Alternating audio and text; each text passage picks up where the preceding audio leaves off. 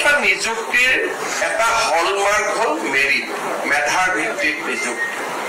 এতিয়া বহু সময়ত নিযুক্তি পোৱা ল'ৰা ছোৱালী বিলাকে কেতিয়াবা কেতিয়াবা তেওঁলোকৰ হোৱাটছআপ ফেচবুক গ্ৰুপত আলোচনা কৰে যে আমি মেৰিটত নিযুক্তি পাইছো, গতিকে আমি কাৰো ওচৰত দায়বদ্ধ নহয়।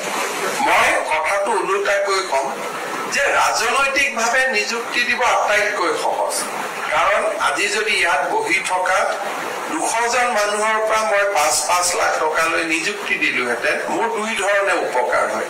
এটা, মোৰ দলৰ কাৰ্যকৰ্তাসকলক নিযুক্তি দিব পাৰিলোহেঁতেন আৰু 5-5 লাখ টকাও ঘৰত আহিলেহেঁতেন। এতিয়া মেধাৰ ওপৰত নিযুক্তি দিব যাওঁতে আমি দুটা ত্যাগ কৰিব লাগে। এটা ত্যাগ কৰিব লাগে যে আমি টকা পইচা যিটো লক্ষী ঘৰত আহিব লাগিছিল তাক বিদায় দিব লাগে, যে আমাক লক্ষী নালাগে, আমাক সৰস্বতী লাগে। প্ৰথম আমি লক্ষীক বিদায় দিব লাগে। দ্বিতীয়তে, আমাৰ ৰাজনৈতিক জীৱনত আমাৰ লগত শুৱে বাৱে কাম কৰি থকা বহুত মানুহক প্ৰতিটো নিযুক্তিৰ পিছতে আমি হেৰুৱাব লাগে। আজি আমাৰ লগত যিমানবোৰ ইঞ্জিনিয়াৰ আছিলে, মোৰ সমষ্টিত জয়ন্ত বৰুৱা সমষ্টিত, অশোক সিংগালৰ সমষ্টিত, আমাৰ যদি কোনোবা কাৰ্যকৰ্তাৰ ঘৰত ল'ৰা ইঞ্জিনিয়াৰ হৈছে, ইণ্টাৰভিউ দিছে, কাগজখন দি থৈ গৈছিল, চাকৰি দিব পৰা নাই, আজি যেতিয়া মই কথাখিনি কৈ গৈ আছো, তেওঁ ঘৰত বিজেপিৰ পৰা পদত্যাগ পত্ৰখন লিখি আছে। দুইটা কাম একেলগে হৈ আছে সমান্তৰাল ভাৱে, যে আমি কিয় বিজেপি কৰিব লাগে। যেতিয়া আমি কওঁ যে নহয় আমি মেধাত দিব লাগে, তেতিয়া কংগ্ৰেছেতো মেধাত দিয়া নাছিল, আপোনালোকে কিয় মেধাত দিব লাগে। অৰ্থাৎ আগৰ আমাৰ পৰিৱেশ কি আছিল, আজি আমাৰ পৰিৱেশ কেনেকে আমি পৰিৱৰ্তন কৰিছো। কিন্তু স্বচ্ছ নিযুক্তি মোৰ বাবে এটা অসমৰ জনজীৱনলৈ মই ভাবো যে এটা সময় আহিব য'ত সমাজ পৰিৱৰ্তন হবই লাগিব, আৰু সেই পৰিৱৰ্তনক আজি আমাৰ চৰকাৰখনে আঁকোৱালি লৈছে। আগত অসমত এটা ফৰেনচিক লেব আছিল, এতিয়া আমি নতুনকৈ 6টা লেব আমি এক্সপাণ্ড কৰিছো। নেশ্যনেল ফৰেনচিক চায়েন্স ইউনিভাৰ্চিটিক আমি অসমত লৈ আহিছো, তেওঁলোকৰ তাত আমি ল'ৰা ছোৱালীক ট্ৰেইনিং কৰিছো। আমাৰ নিজৰ লেবত আমি নতুন নতুন চাইণ্টিষ্ট নিযুক্তি কৰিছো। এই যিটো বিজ্ঞান, ফৰেনচিক বিজ্ঞান, ই ভৱিষ্যতৰ বিজ্ঞান, আৰু ফৰেনচিক বিজ্ঞানে ভৱিষ্যতে বহু ডাঙৰ নিযুক্তিৰ দুৱাৰ এখন মুকলি কৰি দিব। আনকি আজি কৰ্পৰেট সকলকো ফৰেনচিক চাইণ্টিষ্টৰ প্ৰয়োজন হৈছে, আৰু যিমানেই ফাইনেন্সিয়েল মাৰ্কেটখন বাঢ়ি বাঢ়ি গৈ থাকিব, অপৰাধ বাঢ়িব, চাইবাৰ ক্ৰাইমৰ পৰা আৰম্ভ কৰি বিভিন্ন অপৰাধ বাঢ়িব, আৰু সেই অপৰাধক ৰোধিবৰ কাৰণে ফৰেনচিক চায়েন্সৰ গুৰুত্ব দিনক দিনে বৃদ্ধি হ'ব। আজি আমাৰ বিভাগলৈ ফৰেনচিক চায়েন্স গৃহ বিভাগত আৰু আমাৰ বিভাগলৈও আজি মই আমাৰ নতুন বিজ্ঞানীসকলক 18 গৰাকী বিজ্ঞানীক আমি আদৰণি জনাইছো।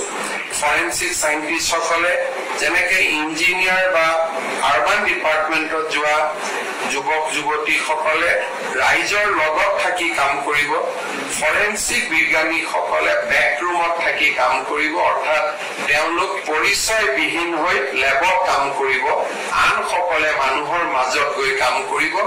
ই হৈছে এটা ডাঙৰ পাৰ্থক্য। আমি এডিআৰই এক্সাম পাতিছো, এতিয়া স্বচ্ছতাক আগুৱাই লৈ গৈ অহাকালিৰ পৰা পৰীক্ষাত লিখা OMR চিটখনো আমি উভতাই দিব বিচাৰিছো। প্ৰথমবাৰৰ বাবে পৰহি দিনাখন 28 তাৰিখে আমি আনচাৰ কি দিম, আৰু কেণ্ডিডেট সকলৰ পৰা আমি এতিয়া সুধিছো যে আনচাৰ কিত যদি আমাৰ কিবা ভুল হৈছে তাকো দেখুৱাই দিম। আৰু 29 তাৰিখে পৰীক্ষা হ'ব, আমি কৈছো প্ৰশ্ন কাকতখনো ঘৰত লৈ যাওক, যাতে আপোনালোকে মিলাই চাব পাৰে যে আচলতে আপোনালোকে কিমান নম্বৰ পালে বা নাপালে। টেটৰ নিযুক্তিৰে আৰম্ভ কৰা স্বচ্ছতাক আজি এটা আমি নতুন দিগন্তলৈ লৈ যাব খুজিছো। যদি স্বচ্ছতা আমি আমাৰ জীৱনত আঁকোৱালি নললোহেঁতেন, স্বচ্ছ নিযুক্তিক যদি আমি এটা আমাৰ পলিটিকেল আইডিঅলজি হিচাপে গ্ৰহণ নকৰিলোহেঁতেন, এই হলটোত হয়তো 90% আপোনালোক বহি নাথাকিলেহেঁতেন, আন কোনোবা 90% ইয়াত বহি থাকিলেহেঁতেন।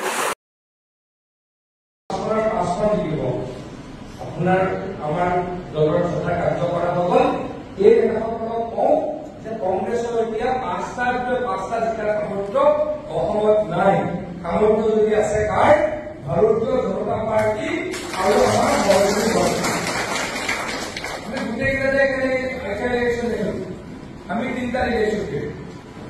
আমি বিহাৰী ইলেকশ্যন খেলিম, আমি সামগ্ৰী ইলেকশ্যন খেলিম আৰু আমি ধলাই ইলেকশ্যন খেলিম। বঙাইগাঁৱত আমাৰ সহযোগী দল অগৰকৈ ইলেকশ্যন খেলিম, অসম গণ পৰিষদে ইলেকশ্যন খেলিম। সিদ্ধিত আমাৰ সহযোগী দল UPPLA ইলেকশ্যন খেলিব। তথাপিও আমি পাঁচটা জিকিবলৈ আপ্ৰাণ চেষ্টা চলাম। আপোনালোকৰ পৰা খোলাকে কৈছো, সামগ্ৰীটো সাধাৰণতে আমাৰ কাৰণে খুব ষ্ট্ৰং চিট নহয়। আমি আজিলৈকে কেতিয়াও জিকিব পৰা নাই, কিন্তু অল সামগ্ৰীত ভগৱানৰ আশীৰ্বাদত যোৱা লোকসভা নিৰ্বাচনত আমি মাত্ৰ ৪০,০০০ ভোটতে হাৰিছো। মানে আগতে যোৱা ইলেকশ্যনত ২১ত কংগ্ৰেছ জিকিছিলে প্ৰায় ৩০,০০০ নে ৩৫,০০০ ভোট। তাৰ আগতো তেনেকৈ ২০-২২,০০০ ৰকিবুল হুছেইন ডাঙৰীয়া জিকি থাকে। এই যে লোকসভা নিৰ্বাচন হল, আমি অল সামগ্ৰীত বুথ ৱাইজ আমি কেলকুলেশ্যন কৰিছিলো, তেতিয়া দেখা পালো মাত্ৰ ৪০,০০০ত কংগ্ৰেছে লিড কৰিছে। গতিকে আমাৰ কাৰ্যকৰ্তাসকলে যদি তাত খুব ভালদৰে কাম কৰে, ভগৱানে যদি আশীৰ্বাদ দিয়ে, আমি আনকি সামগ্ৰীটো জিকিবলৈকে सक्षम हों। कांग्रेस के विरोध में कुछ बोले थे आप? प्रियंक खड़गे बोल के एक नेता है, मंत्री है कर्नाटका में। प्रियंक खड़गे जी कांग्रेस का अध्यक्ष मल्लिकार्जुन खड़गे जी का बेटा है। उन्होंने ट्वीट करके एड्रेस जताया है असम में क्यों सेमीकंडक्टर इंडस्ट्री आएगा। उन्होंने बार बार असम को इंसल्ट किया है, असम में फलाना ये नहीं है, फलाना वो नहीं है, असम में क्यों इंडस्ट्री जाएगा, कर्नाटका में होना चाहिए था। मैं बोलूंगा कर्नाटका में भी जाना चाहिए। कर्नाटका ऑलरेडी प्रॉस्परस है, ऑलरेडी डेवलप्ड है, इंडस्ट्रियली कर्नाटका बहुत आगे है। कर्नाटका और आगे जाए, लेकिन असम को क्यों पीछे ले जाने के लिए आप लोग बात कहे। मैं उनका विरोध करता हूं, मैं उनको बोलता हूं वो क्षमा मांगे। अच्छा, मल्लिकार्जुन खड़गे को क्षमा मांगने बोले थे? मल्लिकार्जुन खड़गे जी का बेटा है, वो क्षमा मांगे। मल्लिकार्जुन खड़गे को क्यों बोलूं, वो तो नहीं बोला, लेकिन ये छोटा नेता नहीं है कांग्रेस का। प्रियंक खड़गे जी भी मंत्री है, अध्यक्ष कांग्रेस अध्यक्ष का बेटा है, पुत्र है।